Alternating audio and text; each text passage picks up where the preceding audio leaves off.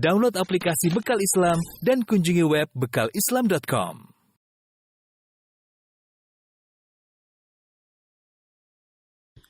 Bismillahirrahmanirrahim. Assalamualaikum warahmatullahi wabarakatuh. Alhamdulillahi ala ihsanih wa syukru lahu ala taufiqihi wa amtinanih wa asyhadu an la ilaha illallah wahdahu la syarika lahu ta'ziman li sya'ni wa asyhadu anna Muhammadan abduhu wa rasuluhu da'ila ridwanih. Allahumma salli alaihi wa ala alihi wa ashabi wa ikhwanih. Para pemirsa yang dirahmati oleh Allah Subhanahu wa taala. Insyaallah pada kesempatan kali ini kita melanjutkan dari tafsir surat Thaha yang sudah pernah kita mulai dari ayat 1 sampai ayat 23. Maka pada kesempatan kali ini kita melanjutkan dari ayat 24 ya sampai dengan yang Allah mudahkan bagi kita. Pada pertemuan yang sebelumnya telah kita sampaikan bagaimana Allah Subhanahu wa taala memberikan mukjizat kepada Nabi Musa alaihissalam dengan dua mukjizat, yaitu berupa tongkat yang bisa berubah menjadi ular. Yang kedua adalah cahaya atau tangan yang jika dimasukkan di bawah ketiaknya maka akan keluar berwarna putih atau bercahaya. Setelah itu dengan modal mukjizat tersebut maka Allah tugaskan Nabi Musa untuk pergi kepada Firaun. Kata Allah Subhanahu wa taala, "Idhhab ila fir'auna innahu tagha." Ya. Wahai Musa, pergilah engkau kepada Firaun, sungguhnya dia telah melampaui batas.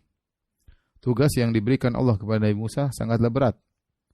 Karena pergi kepada Firaun yang Musa sudah kenal betul siapa Firaun ya. Karena Musa pernah tinggal di Firaun semasa kecil. Tahu bagaimana kejamnya Firaun dan dia adalah penguasa terhebat di zaman itu. Ya, penguasa terhebat, penguasa terbengis, ya, penguasa tersombong, ya, penguasa terkuat yang di mana pasukannya sangat banyak, semua terkumpulkan pada sosok Firaun. Kemudian pintar ngomong. Jadi kalau kita katakan raja bengis sempurna dialah Firaun, ya. Sisi kekuatan, kemudian sisi kecerdasan, kemudian dari sisi kesombongan, keangkuhan, kebengisan, ya, sampai Allah sebutkan di antara sifat Firaun kata Allah Subhanahu wa taala wa fir'auna dzil autad. Firaun yang memiliki tali-tali autad ya. Pasak-pasak yang sebenarnya menyebutkan bahwasanya Firaun kalau menyiksa orang yaitu dengan orang tersebut diletakkan tali di kedua tangannya, di kedua kakinya kemudian ditarik sehingga lepas dari tubuhnya. Di antara tafsiran dzil autad ya. Artinya bengis Firaun ya. Bagaimana tidak bengis dia memperbudak Bani Israel.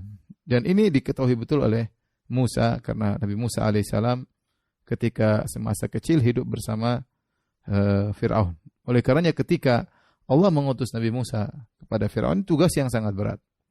Idhab ila Fir'aun. Modalnya apa? Modalnya adalah dua mukjizat. Tongkat menjadi ular dan tangan bisa mengeluarkan cahaya.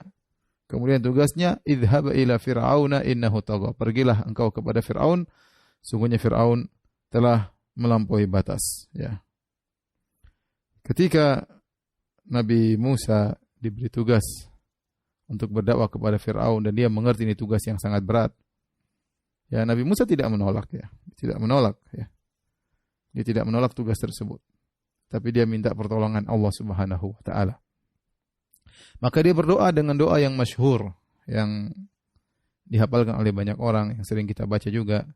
Rabbi shrah li sadri wa yassir li amri wahlul 'uqdatam min lisani yafqahu qawli waj'al li waziran min ahli Harun akhi ushdud bihi azri wa asyirku fi amri. Ya, artinya ya Allah lapangkanlah dadaku. Kemudian mudahkanlah urusanku. Kemudian hilangkan kekakuan ya dari lisanku. Yafqahu qawli agar mereka bisa memaham perkataanku. Dan jadikanlah penolong pembantu untukku dari keluargaku, Harun akhi, yaitu Harun, saudaraku. Ushdud bihi azri, maka dengan Harun kuatkanlah ya kemampuanku. Wa asyriku fi amri, sertakan dia dalam urusanku agar dia juga menjadi rasul dan berdakwah. Kai nusabbihaka katsiran, agar kami bisa bertasbih kepada engkau yang banyak. Wa nadhkuruka katsiran, dan kami banyak menyebut-nyebut engkau. Innaka kunta bina basira, sungguhnya engkau Maha melihat kami. Di sini ketika Nabi Musa diperintahkan Allah untuk berdakwah kepada Fir'aun, maka dia berdoa. Dia buka doanya dengan Rabbi syrah li sadri. Ya Allah, lapangkanlah dadaku. Ini doa yang pertama kali diminta oleh Nabi Musa alaihissalam. Lapangnya dada. Ya, karena kalau seorang dadanya sudah lapang, pikirannya tenang, ya, maka dia bisa menghadapi banyak urusan. Ya, urusan yang berat bisa menjadi ringan. Ya, urusan yang genting bisa dihadapi dengan tenang. Dan itu yang dihadapi oleh Nabi Musa alaihissalam. Yang menghadapi banyak kegentingan, tapi dia tenang. Kenapa? Allah sudah melapangkan dadanya. Bahkan tatkala dalam puncak-puncak ketegangan, tatkala Nabi Musa sudah dikejar oleh Fir'aun, dan di hadapan Nabi Musa dan pengikutnya Laut Merah, sementara di belakangnya bala tentara Fir'aun, ketika ada seorang pengikut Nabi Musa mengatakan, inna lamudrakun, kita akan ketangkap, akan tersusul oleh Fir'aun dan bala tentaranya. Nabi Musa dengan tenangnya mengatakan, inna ma'iya rabbi sayahdin. Bersamaku Allah, dia akan beri petunjuk kepadaku. Ya, benar-benar Allah lapangkan dadanya. Rabbi syrah li sadri. Ya Allah, lapangkanlah dadaku. Ya. Kenapa? Aku butuh lapang dada, ya, untuk bisa memahami apa yang kau wahyukan kepadaku. Aku butuh berlapang dada agar aku bisa berbicara dengan Fir'aun, berani untuk berbicara dengan Fir'aun.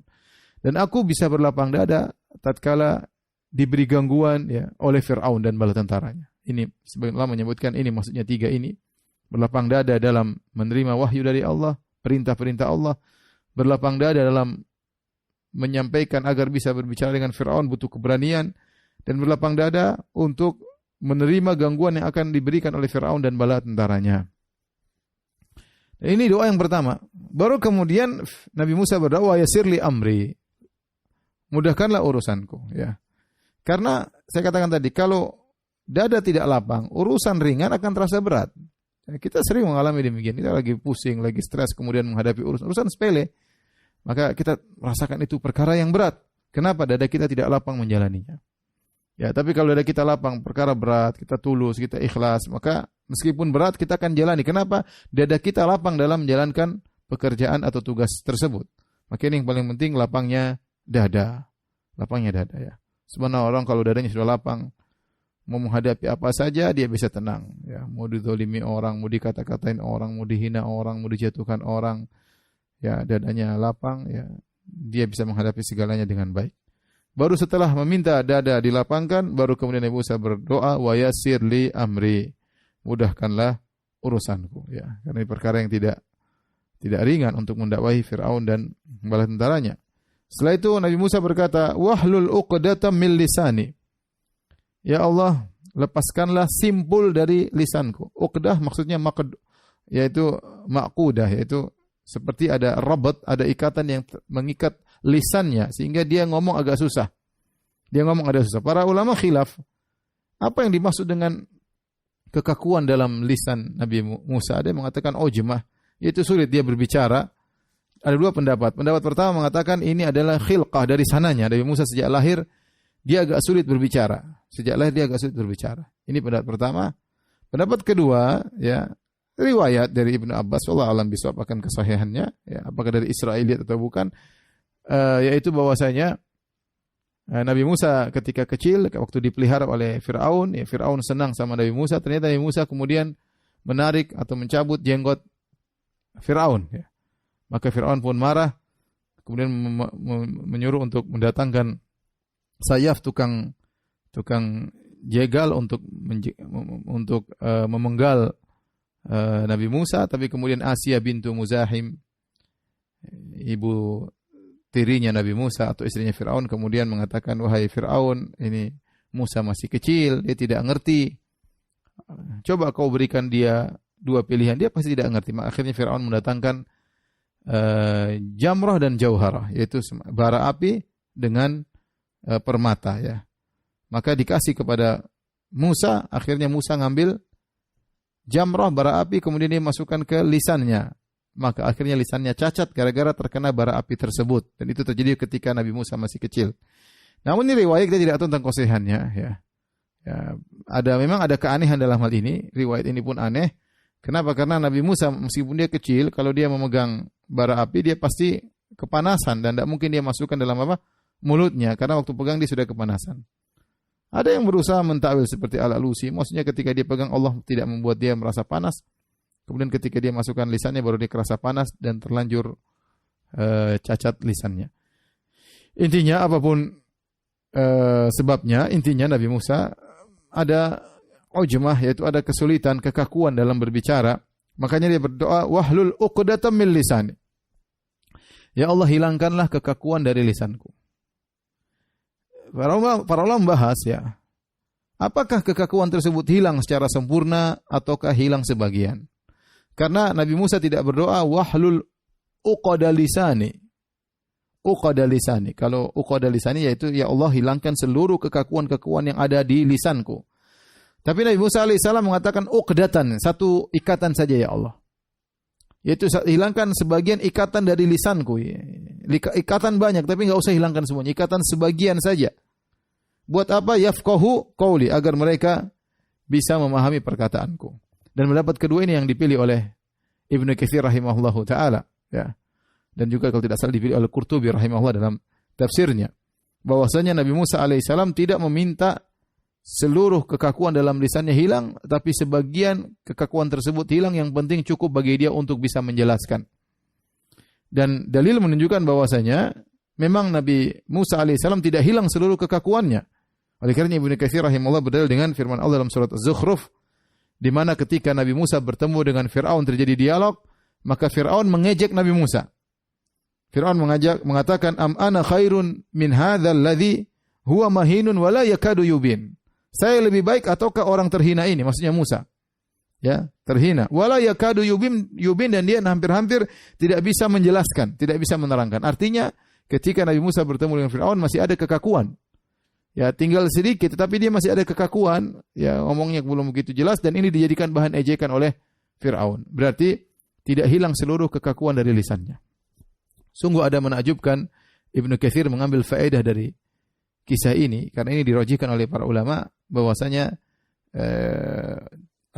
tidak semua kekakuan lepas dari lisan Nabi Musa. Kata Ibnu Katsir, saya bacakan ya.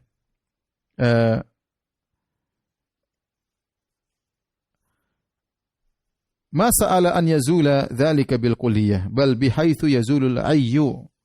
Kata Ibnu Katsir, Nabi Musa tidak meminta kepada Allah Subhanahu wa taala agar hilang penyakitnya seluruhnya. Bal bihaitsu yazulul ayyu, tetapi yang penting kekakuan itu hilang sehingga dia bisa berbicara. Wa yahsulu lahum fahmu ma yuridu minhu, yang penting mereka paham apa yang dia sampaikan. Wa huwa qadrul hajah, yang itu yang dibutuhkan dari apa yang dia minta kepada Allah Subhanahu wa taala. Ya. Kata Ibnu Katsir, walau sa'al al-jami' la zala, seandainya dia minta hilang seluruh kekakuan Allah akan hilangkan. Walakinnal anbiya la yas'aluna illa bihasabil hajah, tetapi demikianlah para nabi. Mereka tidak minta kepada Allah kecuali sesuai dengan keperluan. Walihada baqiyatun, oleh karenanya masih tersisa kekakuan di lisan Nabi Musa. Subhanallah. Ini pelajaran menakjubkan, yaitu kita banyak meminta kepada Allah Subhanahu wa taala, tapi mintalah sesuai dengan keperluan. Ya, tidak perlu kita minta yang di luar keperluan kita, karena kalau Allah berikan semakin banyak kita kenikmatan, maka semakin banyak tanggung jawabnya dan kita belum tentu bisa mensyukuri nikmat-nikmat tersebut. Ya, kita belum tentu bisa mensyukuri nikmat-nikmat tersebut. Oleh karenanya Nabi Musa alaihissalam ketika minta kepada Allah, dia minta sesuai dengan keperluan. Yang penting mereka paham tentang perkataanku. Yafqahu qauli. Ya, yafqahu qauli. Ya Allah, hilangkan kekakuan dari lisanku. Buat apa? Agar mereka bisa paham tentang perkataanku. Ya. Dan ini dalil bahwasanya seorang dai berusaha untuk bisa memahamkan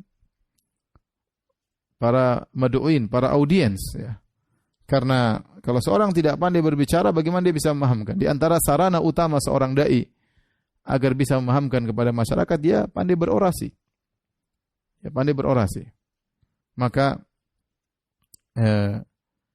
Nabi Musa alaihissalam ya ingin agar yafqahu qauli, agar mereka bisa paham tentang perkataanku. Di antara sarana agar bisa berdakwah. Kalau disampaikan tidak bisa dipahami, bagaimana mau menyampaikan dakwah? Bagaimana bisa menegakkan hujjah kepada orang-orang audiens? Maka butuh kefasihan, butuh orasi dalam bisa menyampaikan firman-firman Allah dan juga agama Allah Subhanahu wa taala. Jadi ini adalah, maksud saya adalah suatu hal yang dilema bagi para dai ya. Para dai dituntut untuk bisa menyampaikan sebaik-baiknya kepada mad'uin, kepada audiens ya. Namun mereka dituntut untuk ikhlas kepada Allah Subhanahu wa taala ya. Jangan sampai dia berorasi kemudian masuk dalam dirinya riya, ujub dan yang lainnya ya. Dengan berpenampilan yang berlebih-lebihan, dengan orasi yang berlebih-lebihan ya. Ya intinya dia berusaha menyampaikan dengan baik ya. Tetapi jangan dia mencari pujian manusia. Ya, ini adalah nasihat bagi saya pribadi dan juga para dai sekalian, berusaha untuk bisa menyampaikan dengan baik tapi jangan berlebih-lebihan ya. Jangan sampai supaya dikatakan hebat dalam berbicara ya. Supaya menyihir orang dalam podium dan yang lainnya. Semoga Allah Subhanahu wa taala mengikhlaskan niat-niat kita. Kemudian kata Nabi Musa alaihissalam doa berikutnya, waj'alni waziran min ahli. Ya Allah, ya berikanlah aku wazir. Wazir kalau bahasa kita sekarang menteri, yaitu seorang yang menjadi tangan kananku, yang membantuku, min ahli, dari keluargaku. Siapa? Harun akhi, yaitu Harun. Harun alaihissalam seorang nabi yang mulia, dan disebutkan oleh para ulama Harun alaihissalam dia lebih tua daripada Nabi Musa setahun lebih tua. Ada yang mengatakan 3 tahun lebih tua daripada Nabi Musa. Jadi Harun kakaknya Nabi Musa. Sama-sama Musa bin Imran, Harun bin Imran. Orang tua mereka namanya Imran. Ya. Ushdud bihi azri. Maka dengan Harun kuatkanlah ya kekuatanku. Wa asyriku fi amri, dan sertakanlah, dijadikanlah sekutu bagiku dalam urusanku, yaitu dalam masalah dakwah, dalam masalah risalah, kerasulan dan kenabian. Artinya seakan-akan Nabi Musa berkata, ya Allah, sebagaimana engkau mengutusku untuk berdakwah kepada Fir'aun, maka utuslah kakakku Harun juga untuk berdakwah kepada Fir'aun. Ya. Kemudian Allah Subhanahu wa taala mengabulkan doa Nabi Musa. Kata Allah Subhanahu wa taala, qala qad utita su'laka ya Musa, telah dikabulkan permintaanmu wahai Musa. Subhanallah, dan ini Nabi Musa adalah seorang yang sangat berbuat baik dengan kerabatnya, dengan kakaknya. Dia perhatian sama kakaknya. Ya. Dan dia percaya, dia kenal betul siapa kakaknya. Bekerja sama dengan kakaknya, dan dia minta kepada Allah agar kakaknya dijadikan rasul seperti dia. Inna rasula rabbik, ya. Kami adalah utusan Allah, kata Nabi Musa, yaitu saya dan Harun utusan Allah Subhanahu wa taala. Dan ini menunjukkan Nabi Musa alaihissalam ya adalah seorang yang sangat mulia di sisi Allah. Makanya kata Allah Subhanahu wa taala, wa kana 'indallahi wajiha. Nabi Musa alaihissalam memiliki kedudukan di sisi Allah. Di antara bukti kedudukan Nabi Musa di sisi Allah, dia minta kepada Allah agar Allah menjadikan Harun sebagai nabi seperti dia. Dan Allah kabulkan. Qala qad utita su'laka ya Musa, telah dikabulkan permohonan wahai Musa. Kita mengerti bahwasanya tidak semua doa kita dikabulkan. Betapa sering kita berdoa agar misalnya anak-anak kita menjadi anak-anak yang saleh, hafidz Quran misalnya, atau kawan kita menjadi dapat hidayah, ternyata tidak dikabulkan. Ya, ternyata tidak dikabulkan. Ini Nabi Musa alaihissalam minta kepada Allah bukan cuma agar Harun dapat hidayah, bahkan Harun jadi nabi. minta Harun jadi nabi. Dan Allah kabulkan. Langsung Allah mengatakan, qala qad utita su'laka ya Musa. Dikabulkan permintaan. Ini menunjukkan Musa alaihissalam memiliki kedudukan yang tinggi sampai minta Allah angkat Harun menjadi nabi, dikabulkan oleh Allah Subhanahu wa taala. Dan Harun, tidak ada seorang memiliki jasa paling besar kepada saudaranya, saudara kandungnya, seperti jasa Musa kepada Harun. Tidak ada seorang punya hutang budi kepada saudaranya seperti hutang budinya Harun kepada Musa alaihissalam. Kenapa? Karena dengan doa dari adiknya Musa, dia menjadi seorang nabi. Nah, ini perlu bagi kita untuk saling mendoakan antara kakak dan adik kita ya. Ya. Kita doakan saudara kita, kakak adik kita. Karena mereka butuh dengan doa dari seorang yang tulus, dan orang yang tulus di antara yang mendoakan kita adalah kakak dan adik kita.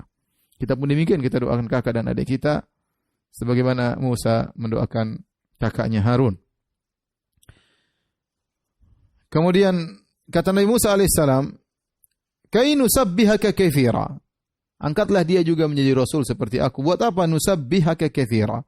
Karena agar kami senantiasa bertasbih kepadamu. Ada yang maknakan tasbih di sini maksudnya adalah agar kami mensucikan engkau. Kami selalu mengagungkan engkau dalam pikiran kami, dalam benak kami. Ya, bahwasanya engkau maha suci dari segala kekurangan. Ada yang mengatakan tasbih di sini maksudnya beribadah, agar kami beribadah kepada engkau. Ya. Wa nadhkuruka katsira, agar kami bisa banyak mengingat engkau. Agar kami banyak mengingat engkau. Subhanallah. Nabi Musa tujuannya adalah agar banyak mengingat Allah Subhanahu wa taala. Ini dalil juga bahwasanya kalau seorang diberi tugas yang berat, maka hendaknya dia banyak bertasbih dan banyak berzikir kepada Allah Subhanahu wa taala sebagaimana Nabi Musa alaihissalam. Jadi saya gambarkan bahwasanya tugas Musa ini berat banget. Nanti akan kita jelaskan ini Musa dulu pernah melakukan kesalahan di zaman Firaun, kemudian dia kabur, kemudian dia disuruh balik untuk berdakwah, bertemu dengan sosok yang sangat mengerikan seperti Firaun, maka dia butuh pertolongan dari Allah, di antaranya dia dengan banyak bertasbih dan banyak berzikir kepada Allah Subhanahu wa taala. Oleh karenanya banyak bertasbih dan banyak berzikir adalah salah satu tujuan para anbiya, para nabi. Orang semakin banyak mengingat Allah, semakin mulia. Semakin orang banyak mengingat Allah, fadhkuruni azkurkum. Kata Allah, ingatlah aku akan ingat kalian, ya. Ya. Kalau banyak ingat manusia bikin penyakit. Banyak ingat Allah bikin kebahagiaan. Taib. Innaka kunta basira. Innaka kunta bina basira. Ya Allah, sungguhnya engkau maha melihat, ya, basira terhadap kami. Yaitu setelah Nabi Musa mengajukan permohonannya, beliau tutup dengan pernyataan bertawassul kepada Allah maha melihat. Innaka kunta bina basira. Ya Allah, karena engkau maha melihat kami. Artinya engkau lebih mengetahui tentang diri kami daripada kami sendiri. Ya. Kata As-Sa'di rahimahullah, ta'lamu halana. Ya Allah, engkau tahu bagaimana kondisi kami. Wa dha'fana, engkau tahu bagaimana kelemahan kami. Wa ajzana, dan engkau tahu bagaimana ketidakmampuan kami. Wa iftirqarana ilaik, dan engkau tahu bagaimana kami sangat butuh kepada engkau ya Allah fi kullil umur, dalam segala urusan. Wa anta absaru minna min anfusina. Engkau lebih tahu tentang diri kami daripada diri kami sendiri. Wa arham, dan engkau lebih sayang kepada kami daripada diri kami sendiri. Famunna alaina bima sa'alnak, maka anugerahkanlah kepada kami, ya, apa yang kami mohon kepada engkau. Allah katakan, qala qad utita su'laka ya Musa. Telah dikabulkan kepada engkau su'laka, permintaanmu wahai Musa. Su'lun, kata para ulama, dia lebih dalam daripada sekedar su'alun, ya. Kalau soal permintaan, kalau su'lun itu umniyah, yaitu harapan, ya, yang hati benar-benar ingin lebih dalam, ya. Oleh karena sebagian ahli bahasa mengatakan su'lun lebih dalam daripada su'alun. Maknanya sama-sama mohon, tapi su'lun itu umniyah, ya, permohonan yang dalam. Al-haja allati tahrisun nafsu 'alaiha, itu keperluan yang jiwa ingin sekali untuk bisa meraihnya. Taib.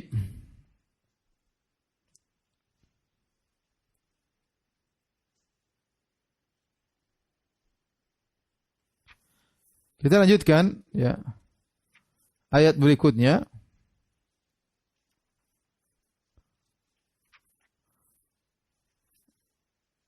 Allah Subhanahu wa taala berfirman, "Wa laqad mananna 'alaika marratan ukhra." Ya. Dan sungguh kami telah menganugerahkan kepada engkau pada kali yang lain, Jadi saya lupa bahwasanya di antara hal yang menjadikan Nabi Musa memohon agar Harun dijadikan nabi seperti dia, karena Harun huwa afsahu minni lisanan. Ya. Kata Nabi Musa, sungguhnya Harun lebih pandai ngomong daripada saya, ya. Ya, wa akhi Harun huwa afsahu minni lisanan fa arsilhu ma'iya rid'an yusaddiquni inni akhafu ayyukadzibun. Ya, Harun saudaraku lebih pandai ngomong daripada saya, ya, maka jadikanlah dia seorang rasul bersamaku sehingga dia membantuku untuk membenarkan aku. Aku khawatir mereka mendustakan aku.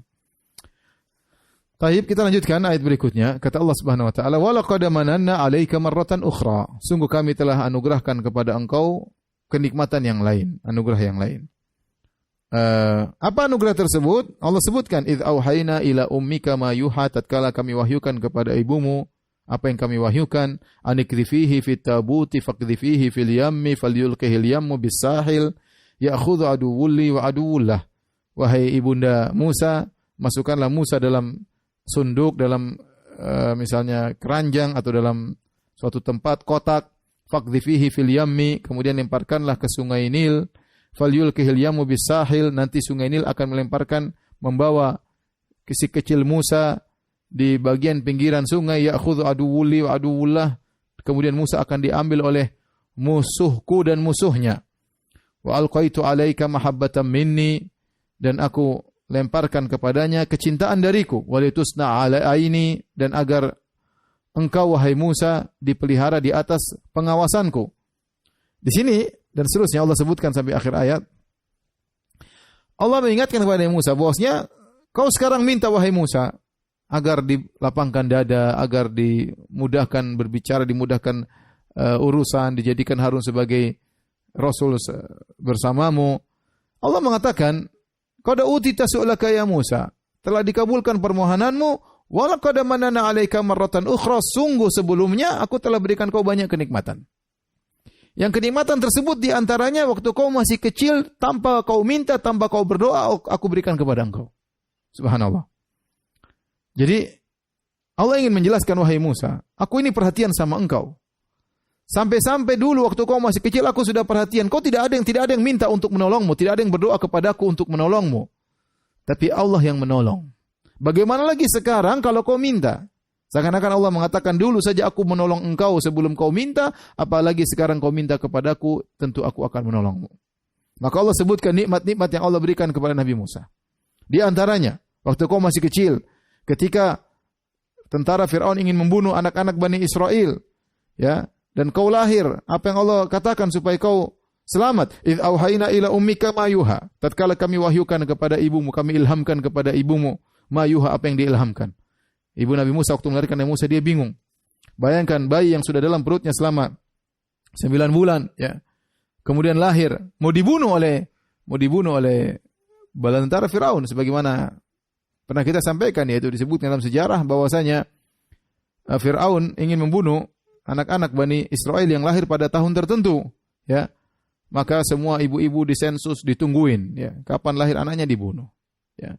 Maka ketika tahun tersebut lahirlah Musa, namun tidak diketahui oleh orang-orang, dan sang ibu khawatir suara tangisan Musa terdengar oleh para penjaga, maka Musa akan dibunuh. Apa yang dilakukan? Dia bingung apa yang dia lakukan.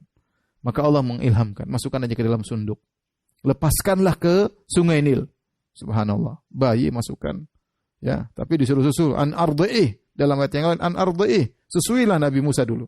Sebelum dimasukkan dalam sunduk, dikasih minum dulu. Disusuin oleh ibunya. Setelah disusuin dalam ibunya, dimasukkan dalam sunduk, dalam suatu kotak, kemudian dilepaskan di sungai Nil.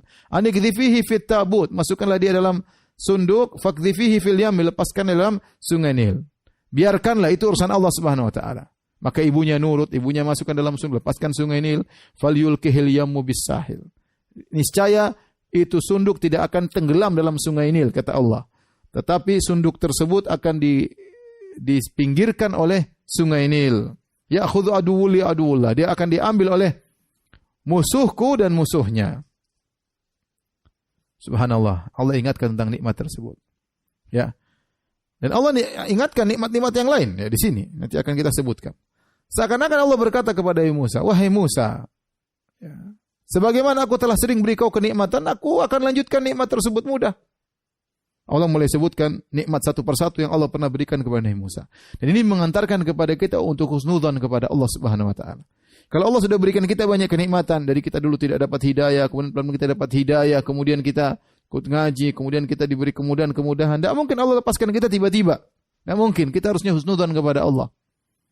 Ya, kalau Allah tegur karena kita maksiat, karena kita melanggar, wajar. Tapi Allah melepaskan kita, harusnya tidak. Kita husnudzan.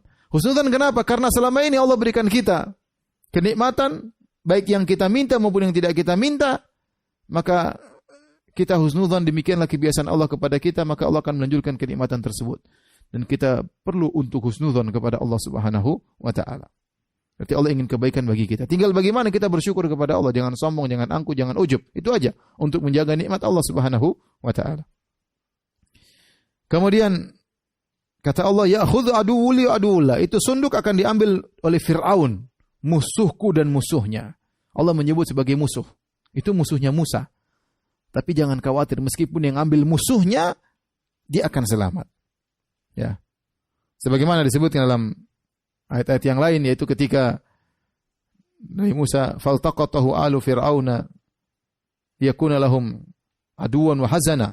Maka tatkala sunduk tersebut lewat di pinggiran kerajaan Fir'aun, maka dilihat oleh istri Fir'aun, Asia binti Muzahim.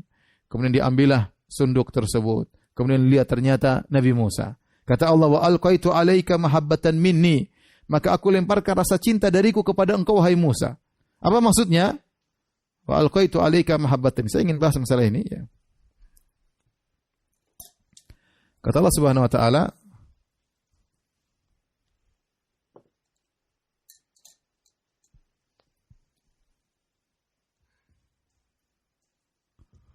wa alqaitu alaika mahabbatan minni. Ya. Itu aku lemparkan kepada engkau. Aku lemparkan kepada engkau Musa. Ya. Aku berikan, ya, maksudnya berikan kepadamu, kepadamu rasa cinta atau kecintaan. Mahabbah artinya kecintaan dariku. Nah, di sini yang pertama yang perlu kita ingat, Allah Subhanahu Wa Taala menggunakan tanwin, mahabbatan. Tanwin nakirah dalam bahasa Arab terkadang fungsinya untuk, ada beberapa fungsi, ada fungsinya untuk takfir, untuk menunjukkan banyak, terkadang menunjukkan taklil, menunjukkan sedikit, terkadang menunjukkan tafkhim, perkara itu besar, terkadang menunjukkan tahkir untuk penghinaan. Dan itu dilihat daripada konteks. Allah tidak mengatakan wa alqaitu alaika mahabbati. Tidak langsung diidhafahkan, aku melemparkan kepada engkau kecintaanku. Tapi Allah pisahkan antara minni dengan mahabbatan. Mahabbatan minni Allah datangkan dalam nakirah. Sebagian ulama mengatakan untuk tafkhim, bahwasanya Allah melemparkan kepada Musa kecintaan yang besar. Ya, bukan sembarang cinta, cinta yang besar. Ya, dan ini pembahasan masalah nakirah punya banyak faedah dibahas oleh para ahli tafsir. Namun di dalam ayat ini, mahabbatan ini maksudnya kecintaan yang besar dari Allah berikan kepada Musa. Nah, kecintaan ini ada khilaf. Apa maksudnya? Ada dua pendapat. Pendapat pertama bahwasanya maksudnya Allah cinta kepada Nabi Musa. Musa alaihissalam. Yang kedua maksudnya Allah menjadikan orang yang melihat Musa mencintainya.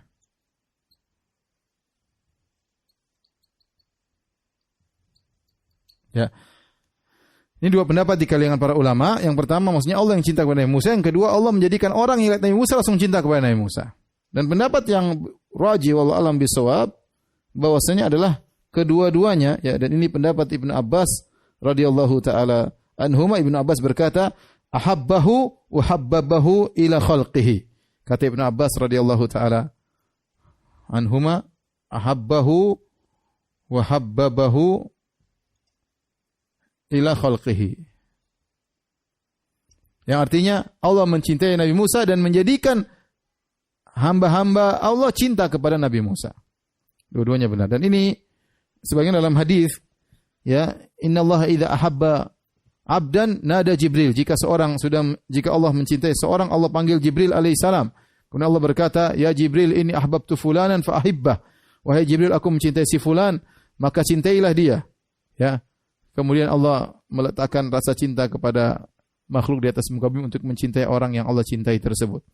Intinya, setiap orang yang melihat Nabi Musa akan cinta kepada Nabi Musa. Di antaranya istri Fir'aun. Ketika dia mendapat kotak tersebut, ya, dia melihat Nabi Musa, si kecil Musa, ya. Bentuk tubuhnya seperti orang-orang Bani Israel, warna kulitnya berbeda dengan sukunya Fir'aun. Suku Fir'aun suku Akbat. Yang harusnya ini dibunuh, ternyata tidak. Istrinya Fir'aun langsung cinta kepada Nabi Musa, ya. Bahkan tatkala Fir'aun ingin bunuh, ini anak Bani Israel, kita bunuh saja. Kata istri Fir'aun, la taqtuluhu asa an yanfa'ana aw nattakhidahu walada. Jangan kau bunuh dia, bisa jadi anak angkat kita atau bermanfaat bagi kita. Akhirnya dijadikan anak angkat. Dan Fir'aun juga sayang kepada Musa. Fir'aun sayang kepada Nabi Musa. Ya. Oleh karena tadi disebutkan sampai Fir'aun menggendong Nabi Musa, sampai Musa mencabut jenggot Fir'aun. Ya, intinya Allah menjadikan orang-orang yang melihat Nabi Musa maka sayang kepada Nabi Musa. Tertarik begitu melihat Nabi Musa langsung simpati. Kenapa? Allah yang bikin seperti itu. Selain Allah mencintai Nabi Musa, Allah juga menjadikan orang-orang yang melihat Nabi Musa cinta kepadanya. Taib, kata Allah Subhanahu wa taala, "Walitusna'a 'ala 'aini." Agar kau dirawat, diberi makan, dirawat dalam pengawasanku. Itu Allah senantiasa mengawasi Nabi Musa bagaimana perjalanan hidupnya. Ya. Istamshi ukhtuka fataqulu hal adullukum ala ma yakfulu. Akhirnya Musa kecil tersebut dipungut oleh Fir'aun. Fir'aun pun sayang kepada Musa. Istrinya pun sayang kepada Musa. Akhirnya Nabi Musa lapar, menangis, butuh minum. Maka akhirnya dikasih panggil orang-orang untuk menyusui Nabi Musa. Tidak ada yang bisa menyusui Nabi Musa. Setiap wanita, ibu-ibu didatangkan menyusui Nabi Musa menolak. Tidak mau menyusui. Ya Fir'aun tidak sombong, ya buang aja nih anak, bunuh saja. Enggak. Fir'aun sayang. Karena wa alqaitu alaika mahabbatan minni. Aku menjadikan orang cinta kepada engkau, wahai Musa. Fir'aun yang begitu bengis, yang begitu sombong, yang begitu angkuh, disibukkan ngurusin si kecil Musa. Dipanggillah ibu-ibu sekota Mesir untuk menyusui Nabi Musa. Tidak ada yang bisa menyusui Nabi Musa. Kenapa? Karena Allah Subhanahu wa taala mengatakan wa harramna 'alaihil maradi'a min qabl. Kami telah menjadikan Nabi Musa tidak bisa menyusui dari ibu-ibu sebelumnya. Nabi Musa sebelum diletakkan oleh ibunya dalam sunduk, dalam kotak, dilepaskan di sungai Nil, kata Allah an ardhi'ih, susuilah dulu. Nabi Musa sudah hafal air susu ibunya. Sehingga kalau tidak pas dapat air susu ibunya dia enggak mau. Subhanallah, sekecil Nabi Musa alaihissalam akhirnya disusui oleh ibu-ibu seluruhnya, namun tidak ada yang dimaui oleh Nabi Musa. Ternyata kakaknya Nabi Musa ya mengikuti perjalanan sunduk tadi. Oh, itu kotak diambil oleh, kemudian heboh, ada anak angkat Fir'aun, kerajaan Mesir heboh, dipanggillah ibu-ibu satu Mesir untuk nyusui, enggak ada yang bisa. Datanglah kakaknya, dia mengatakan, "Istamshi ukhtuka fataqulu hal adullukum ala ma yakfuluh." Maka kakakmu datang, kakak perempuanmu datang berkata kepada Fir'aun dan keluarganya, "Maukah aku tunjukkan kepada kalian siapa yang bisa mengayomi si bayi ini?" Ya, mereka senang, "Oh ya, siapa? Subhanallah. Siapa? Ibunya sendiri." Kata Allah, "Faraja'naka ila ummika kay taqarra ainuha." Kami kembalikan engkau wahai Musa kepada ibumu, kay taqarra ainuha, agar dia ya bisa tentram. Qarar artinya tentram, dingin, yang tadinya panas, sedih dan yang lainnya, ya. Ibunya tadinya sedih. Sebenarnya mengatakan bahwasanya itu waktu tidak lama, pagi sore sudah kembali lagi. Pagi dia lepaskan Nabi Musa di Sungai Nil, sore atau malam atau hari itu juga sudah kembali kepada pangkuannya. Tapi kali ini kembalinya dengan luar biasa.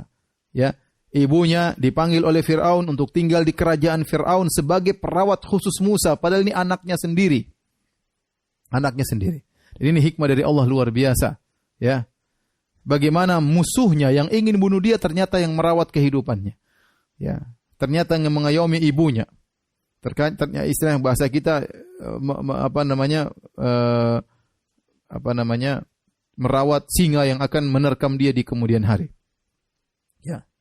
Jadi tatkala seorang tunduk kepada perintah Allah Subhanahu wa taala, terkadang Allah membawakan kebaikan kepada seorang tanpa dia sadari, karena Allah Al-Latif. Di antara makna Al-Latif yaitu seorang Allah memberikan kepada dia kebaikan tanpa dia sadari. Atau Allah menjauhkan dia dari keburukan tanpa dia sadari. Itu di antara makna Al-Latif. Ya. Seandainya ibunya Nabi Musa tidak nurut kepada Allah, kemudian bingung cari jalan sendiri, maka Musa akan ketangkap, dibunuh, ibunya juga mungkin dibunuh. Ya. Atau kalau dia bisa sembunyikan Musa, sembunyi-sembunyi tidak ketahuan, maka dia akan hidup sengsara. Ngerawat anaknya dengan penuh kesengsaraan, dengan kemiskinan. Tapi sekarang kondisinya berbeda. Ibunya dipanggil tinggal di kerajaan, digaji oleh Fir'aun untuk nyusui anaknya sendiri. Nabi Musa hidup dengan sehat, makan di kerajaan, jadi orang yang kuat, yang gagah. Karena itu semua karena taat kepada perintah Allah Subhanahu wa taala. Faraja'naka ila ummika kay taqarra ainuha wa la tahzan. Kami kembalikan engkau kepada ibumu agar dia tenang dan tidak bersedih. Di antara kenikmatan yang Allah berikan kepada Nabi Musa. Kemudian di antara kenikmatan Allah sebutkan nikmat yang lain. Wa qatalta nafsan fanajjaynaka minal ghammi wa fatannaka futuna. Wahai Musa, kau Kau dulu pernah membunuh salah seorang Kipti waktu di Mesir, sebagaimana Allah sebutkan dalam surat Al-Qasas. Ya. Yang ketika Nabi Musa sudah besar, dia sedang masuk ke dalam kota Mesir, tiba-tiba ada dua orang bertengkar. Fawajada fiha rajulaini yaktatilani, hadza min syi'ati wa hadza min aduwwihi. Fastaghathahu alladhi min syi'ati 'ala alladhi min aduwwihi fawaqazahu Musa faqada alaihi. Ketika Nabi Musa sudah besar, dia berjalan di kota Mesir ala hini ghaflatin min ahliha. Ketika orang mungkin sedang tidur. Tiba-tiba ada dua orang sedang bertengkar. Satu Israeli dari pengikut Nabi Musa dan satu Kipti dari pengikut Fir'aun. Akhirnya mereka bertengkar, dari Israeli, dari pengikut Bani Israel minta tolong kepada Nabi Musa. Hai Musa, tolong saya. Nabi Musa karena ini dari sukunya, maka dia pun datang. Fawakaza, Nabi Musa pukul itu orang, ternyata mati. Ini ceritanya Allah sebutkan panjang lebar dalam surat Al-Qasas. Kita tidak ingin sampaikan secara panjang lebar, tapi intinya Nabi Musa membunuh orang tersebut, akhirnya heboh. Nabi Musa akhirnya dikejar, dicari-cari.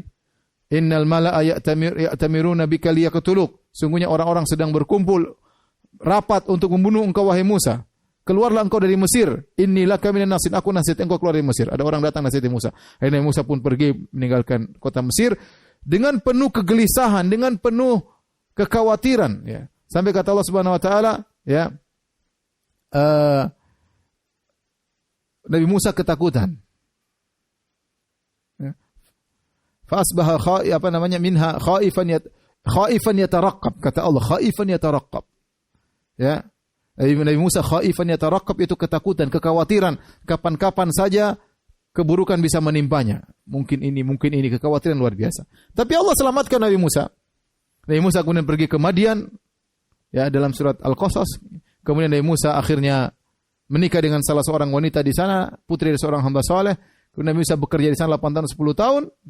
Nabi Musa dihilangkan kegelisahannya, kekhawatirannya. Dan itu di antara nikmat yang Allah berikan kepada Nabi Musa. Kata Allah, ya, wa qatalta nafsan, engkau telah membunuh seorang dari pengikut Fir'aun. Fanajjainaka minal ghammi, dan kami selamatkan engkau dari kekhawatiran, kegelisahan. Bayangkan Musa sendiri, sementara pengikut Fir'aun banyak, namun dia lolos, pergi ke negeri Madian. Wa fatannaka futuna, dan di antara nikmat yang aku berikan kepada engkau hai Musa, engkau diberi fitnah, diberi ujian-ujian, dan kau lulus dari ujian tersebut. Wa fatannaka futuna, itu kami berikan kepada engkau berbagai macam-macam ujian, dan kau lulus dari ujian tersebut. Ini semua nikmat. Kata para ulama, kenapa disebutkan ujian adalah nikmat? Karena dengan ujian Nabi Musa semakin tinggi derajatnya, ya. Dengan ujian maka Nabi Musa, ya, semakin diberi pahala yang banyak oleh Allah Subhanahu Wa Taala. Maka itu di antara nikmat. Oleh karena di antara nikmat, seorang diberi ujian dan dia lolos dari ujian tersebut. Itu nikmat. Betapa banyak orang diberi ujian kemudian tenggelam dalam ujian tersebut. Ya. Dan betapa banyak orang juga diberi ujian, sebagian orang diberi ujian dia lolos dari ujian tersebut. Lolosnya seorang dari ujian itu nikmat yang harus diingat-ingat oleh seseorang. Kemudian kata Allah, falabithta sinina fi ahli Madian, dan engkau tinggal bertahun-tahun di negeri Madian. Ketika kau menikah dengan seorang wanita di sana, kau menggembalakan kambing di sana, tinggal 8 tahun sampai 10 tahun di sana. Thumma ji'ta ala qadari ya Musa, kemudian kau datang sekarang di Bukit Tursina ala qadarin, sesuai dengan takdir sudah saya tentukan. Maksudnya Allah menjelaskan, wahai Musa, ceritamu kau sampai ketemu aku di sini di Bukit Tursina, aku memberi wahyu kepadamu, itu bukan kejadian tiba-tiba tanpa sengaja, tapi sudah diatur oleh Allah. Ceritanya kau lahir begini, akan dipelihara oleh Fir'aun begini, kau akan membunuh seorang, kau akan pergi, kau akan kabur, kau akan dikejar, kau akan tinggal di Madian, kau akan menikah dengan seorang wanita, kau tinggal 10 tahun, sekarang tepat umurmu 40 tahun, aku angkat engkau menjadi seorang nabi. Pas umur 40 tahun, Allah sudah atur Nabi Musa pergi ke Bukit Tursina untuk mendapat wahyu, bertemu dengan Allah Subhanahu Wa Ta'ala. Itu semua ala qadar. Itu semua sudah ditentukan. Bukan kejadian yang tiba-tiba, bukan kejadian yang tanpa ditakdirkan sebelumnya, tanpa diskenariokan oleh Allah sebelumnya. Tidak, semuanya sudah Allah atur ceritanya. Makanya Allah mengatakan, "Tsumma ji'ta." Kau datang saat ini menerima wahyu dariku ala qadarin, sesuai dengan takdir wahai Musa. Wastana'tuka li nafsi. Dan aku, ya, memberikan kebaikan kepadamu untuk diriku, ya. Para pemirsa yang dirahmati oleh Allah Subhanahu Wa Taala,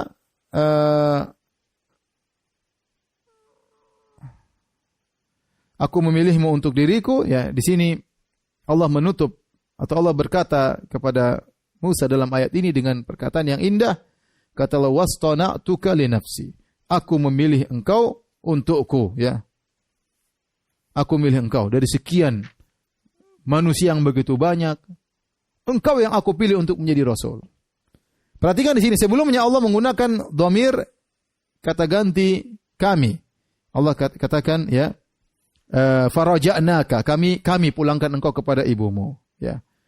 Kata Allah juga, ya, wafatannaka, kami memberikan ujian kepadamu. Allah mengatakan fanajjainaka, kami tolong engkau. Begitu pemilihan Allah ganti dhamir dari kami menjadi aku. Kenapa kata para ulama? Untuk memberikan nilai spesial. Ya, nilai spesial. Wastona'tuka. Ya, Allah tidak mengatakan kami pilih, tapi Allah mengatakan aku pilih engkau untuk diriku. Agar Nabi Musa perhatian bahwa ini pilihan khusus Allah Subhanahu wa taala. Ya, ini apa hikmahnya Allah merubah dari kata ganti kami menjadi aku. Padahal kami juga boleh, bahkan kami menunjukkan pengagungan. Tapi tatkala sudah berbicara tentang pilihan, maka Allah mengatakan wastona'tuka li nafsi, aku pilih engkau untukku. Sama sebelumnya Allah mengatakan, ini bahasa Arab ini indah luar biasa.